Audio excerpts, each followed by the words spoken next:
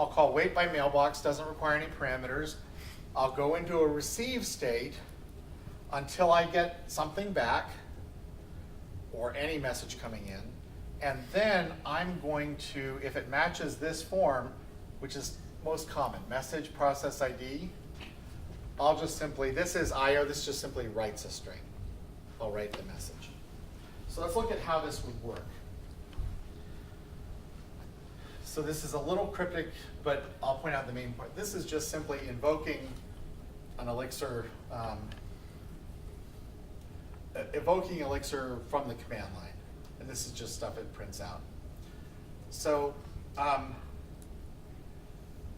so this creates a new process. So, sorry, this loads the Christmas.txs file. So if this Christmas module is in a file called Christmas.exs, think of it as kind of like Elixir source. This loads the file, the module.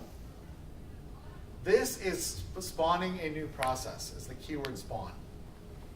So spawn, and I pass, it's really a reference to, but it's just, think of it as syntax. Spawn, address of a reference to the Christmas module dot the North Pole function within it. So it's the same qualified notation we've seen in multiple languages now.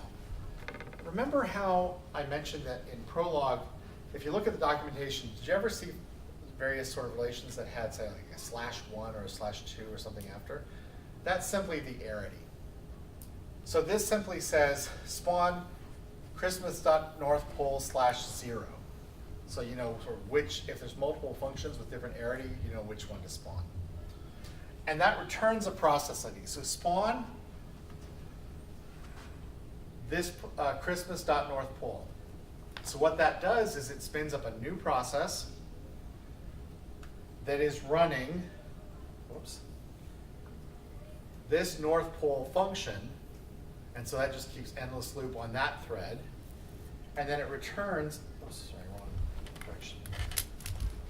Then it returns the process ID of the new process, and now I can communicate to it. So I would call from the Christmas module dot write letter, that's that second function. I'm going to send it to the same process ID of the North Pole server. Here's my message, Santa, please bring me a teddy bear. So what if we follow the sequence, that's calling this module.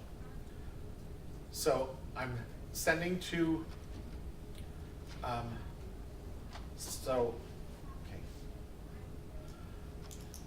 Sorry, Kim, let me just finish up this one example. So this will, it will call this message. I will send to that, or I'll call this function. I'll send to that process ID my message, Santa, please bring me a teddy bear. I'll send my own user ID, and then I'll wait by the mailbox. Sorry, not user ID, process ID. So then I go into a wait by mailbox state until I receive an answer. Now, notice I've sent something. So now this other process, the North Pole process, receives a message and sends back to the sender, I Amazon primed it for you. Now this, the user thread, this receives a message and matches here, and I print out the message. So notice the protocol. Spawn a process with a particular function that it's running. Use other functions that are defined in the same module to communicate to that process, and that will have various send and receive kinds of commands in it. All right, I'm going to break here. We're almost out of time. Kimball, did you want to? Sorry, one quick announcement. This is Kimball Germain. He's recently graduated from the University